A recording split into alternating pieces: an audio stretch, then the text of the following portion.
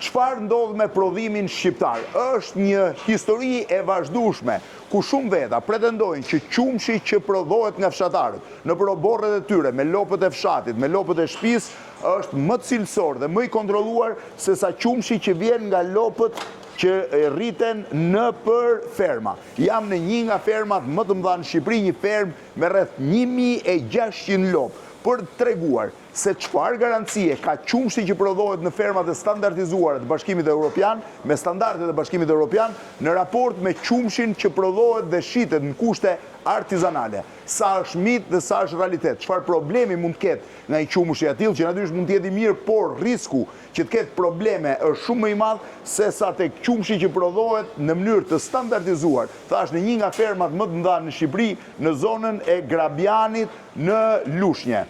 Është shumë interesante, do të tregoj gjithë procesin e vjeljes. Kam një fakt që në momentin që kam ardhur për të treguar fermën, është duke marrë qumësht, një prej kompanive më të mëdha të përpunimit të produkteve të qumshtit, Lufra, është duke mbushur autobotin atje, do të tregoj gjithë procesin e qumshit që merret për përpunim, e njëjta gjë vlen dhe për qumshin që përdoret nga ju vetë. Si kalove? Mirë se të gjeta. Si kalon se të gjeta? Kam qenë njerë këtu 5 vjet më parë, 5 vjet e gjysmë më parë, për të parë si funksionon dhe sot që nga zmadhuar goxha, ha? Po, shpresojmë të rritin edhe më shumë. Tani, ka diçka interesante. Herën tjetër që kam qenë, më pa të thënë që këtu procesi mjeljes është fundi. Procesi i qumshtit nis në fush. Në fush, absolutisht. Çdo më thënë nis në fush. Do të thotë që ti të prodhosh bimë cilësore. Futur mes me që kemi mikrofonet kështu. Po, edhe? Do të thotë që ti të prodhosh misër cilësor, jornë cilësore. Me çaj ushqeni njerë lopët? Kryesisht ushqime voluminoze të prodhuara, domethënë lëndë gjelbër e silazhuar, domethënë misër, silazh, misri normalisht. Sa lopë keni? Ne kemi diku ke 1600 krerë në total. Pas kam qenë saktu me... Dhe i keni çfarë race? Kryesisht Holstein, pak Montbéliard edhe pak Bruna, pak Jersey, po mbi 90% janë Holstein. 90% Holstein. Holstein është raca më e mire e lopës? Hyn tek ajo pjesa e qenit shqiptar, domethënë ne duam bencin e kësaj gjë. Është pjesa më e mirë. 1690% janë Holstein, që i keni marrë dhe i mbashtoni dhe këtu, ë? Po, patjetër. Ajo është puna jonë kryesore. Që ne të kemi mbashtim sa më të madh. Tani do më thuash gjë sepse për këtë erdha nga që kam dëgjuar është një mit. Edhe në shtëpi e kam gjithmonë problema dhe qumshi i fshatarit është më i freskët, qumshi që e blen shishe nuk është. Kush është standardi më i saktë? Standardi më i saktë është ruajtja e qumshit në temperaturët e durë dhe përpunimi dhe në kushtet cilësore, si edhe kontrolli analitik i qumshit. Edhe i ushqimit? Normalisht aty fillon, nuk të ushqimit. Pra që do thotë, ti e ketë kontrolluar qumshin nga fillimin fund. Po pse qumshi që prodhohet në një fermë, për shembull, është po aq i mirë sa ai që prodhon fshatari? Biles më i mirë, thoni, më i kontrolluar e kuptoj, po pse cilësisht është më i mirë? Sepse parametrat i ka aty ku duhet i ketë. A pse ka parametra dhe për qumshin? Ka yndyrën, ka proteinën, që duhet të jenë në nivelin e Kjo është për qumshin që e merr një, po për produktet, nën produktet që prodhoni ju në fabrikë, se do të pyes dhe për këtë me që dieta në fabrikë, ju e merrni qumshin këtu sepse në fakt gjithë qumshin që merrni, e merrni në ferma apo e merrni edhe për fshatar? Kryesisht e marrim për ferma, jo kryesisht po 100% e marrim për ferma të rregullta, sepse ferma është ajo që mban përgjegjësi për ushqimin, i cili jep. Pra ju e kontrolloni që në ushqimin që merr. Nëse ajo nuk e jep ushqimin e duhur, nëse ferma nuk zgjedh ushqimin e duhur, dhe qumshti nuk është në cilësinë e duhur dhe unë jam i detyruar ta refuzoj. Kështu që ne kam shumë vështirë punoj me dikë në një fermë që nuk ruan standardet e ushqimit. Se njëherë do ja marr, njëherë nuk do ja marr. Po kurse ti këtu e ke standardin pothuajse të gjithin njësoj gjatë gjithë kohës. A do ma tregosh pak gjithë procesin? Po, tjetër. Dhe nga hymte lopët tani brenda. Jemi në moment mjelje, Po, është orari keni qelluar në orarin. Dhe një pyetje, zakonisht kur merrni nga kjo fermë dhe nga ferma tjera, standardi është i njëjtë? Shumë i ngjashëm. Shumë i ngjashëm. Atëre, ky është mjelja. Shi si bëhet mjelja me makineri e gjitha.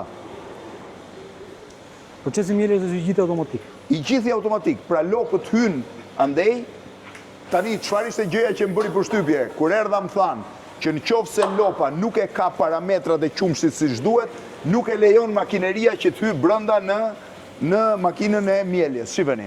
Hyn në për atë kontrolluesin atje, pra është gati si portat që të kontrollojnë në aeroport, shife, ajo i lexon atë të shkruar që lopa ka ke veshi dhe e identifikon nëse është okay apo jo.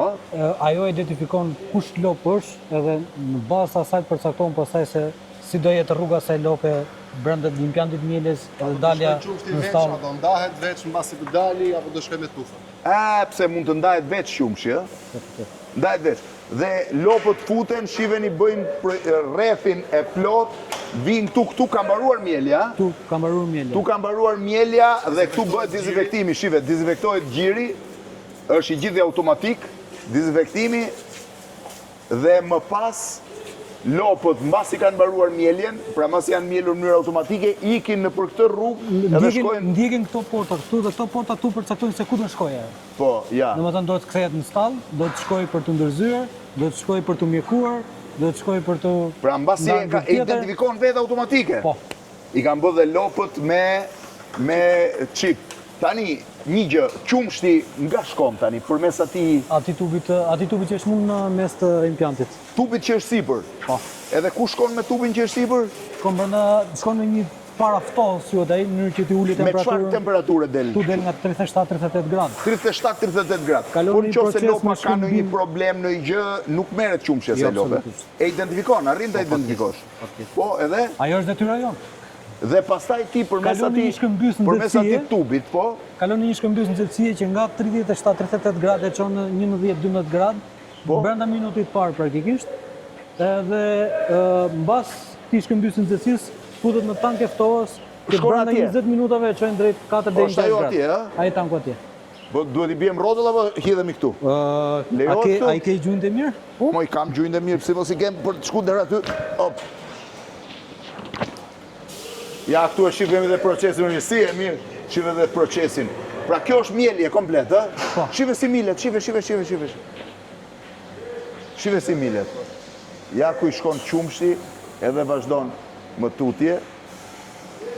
Ndërkohë kjo shkon përmes asaj pjesës atje sipër, Jo tubit bardh, ati tubit inoksit. tubit inoksit, po, tubit inoksit. se Tubit bardh dhe tubit Po. vakumit. Edhe vjen këtu. Pra ti thua 36, 38 del qumshi, ë? Po. Po këtu tubi inoksit ku e sjell? I sjell aty. Aja ku e sjell, po. E sjell këtu. Po. Aty ka një pompë pasaj që Po. hape. Ja ku që nga qumshi. Tu po të shikosh është i ngrohtë, është i nxehtë, është 36-38 gradë. Siç del nga lopët. Si zërë në lopë. Po pastaj Pastaj kalon në të këtu shkëmbys nxehtësie. Nga njëri krah kalon ujë ftohtë në 1 gradë, edhe quhesh në krahun tjetër. Edhe kjo është i ulët gati 20 gradë temperaturë. dhe e sjell këtu Dhe sjell këtu pastaj, Po. që e çon 4 gradë. 4 gradë. Me 4 gradë duhet transportohet? Po. Më pak se 4 gradë. 4 deri në 6. Alkoholisht 6.7. 6.7 Sa jemi në procesin e mieljes. e mieles. Dhe pastaj nga këtu përmes Pompës. përmes pompës. I ftohur, ja është atje. Është i ftohur, kalon dhe vjen në autobot. Hys po autoboti sa e mban. Është termos, fabrika që këtu nuk është më shumë se qytetore larg. Është termos, mund ta ky marrë e- shumë orë të thotë. Mund ta marrë shumë orë. Sepse është me Pra topi ti aty. qumshi duhet të të vijë 4 deri në 6 gradë, jo siç prodhohet ashtu i ngrohtë, ë? Patjetër. Po mirë, po kur i marrin këto që i shesin me shishe plastike, nuk ka problem? Ai është problemi më i madh i sigurisë ushqimore. Ruajtja e temperaturës. Ruajtja e temperaturës. Jo sepse ai ndodhet në një paguar plastike, po sepse ti nuk mund ta ruash do temperaturën në diell. Po, dhe ndërkohë ai nuk e di ku e ka ushqyer lopën, çfarë ka ngrënë. Ka gjurmëshmëri të produktit. Pra, Nuk ka gjurmë. atë Do të thonë themelin ju e- zgjidhni fermën për arsye të gjurmëshmërisë, sepse e gjurmoni më mirë. Dhe sa autobote keni? Janë 4-5 autobote të tillë që shkojnë gjatë gjithë kohës në ferma. Komplet të me ndryshme. sistem ftohje, ë? Po? Shkojnë gjatë gjithë kohës ferma të ndryshme. Fillojmë nga ora 4:30 mëngjesit duke marrë deri në 9 ose 10 të darkës. Dhe pastaj hipën këtu edhe shkon në fabrikë. Ti e ke.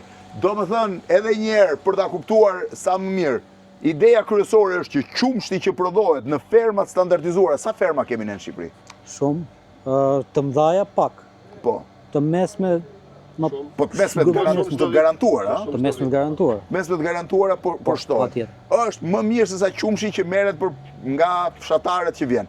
Pak e kanë bërë edhe shumë veta që e blejnë qumshin buzë rrugës me shishet plastike që qëndrojnë në diell dhe nuk kanë asnjë lloj garancie, nuk është zgjidhja më e mirë. Gjithsesi secili konsumon si doj vetë, por ne por flasim për standardin. Thash, jam në një nga fermat më të mëdhaja në Shqipëri për të kuptuar si funksionon prodhimi i qumshit në vend.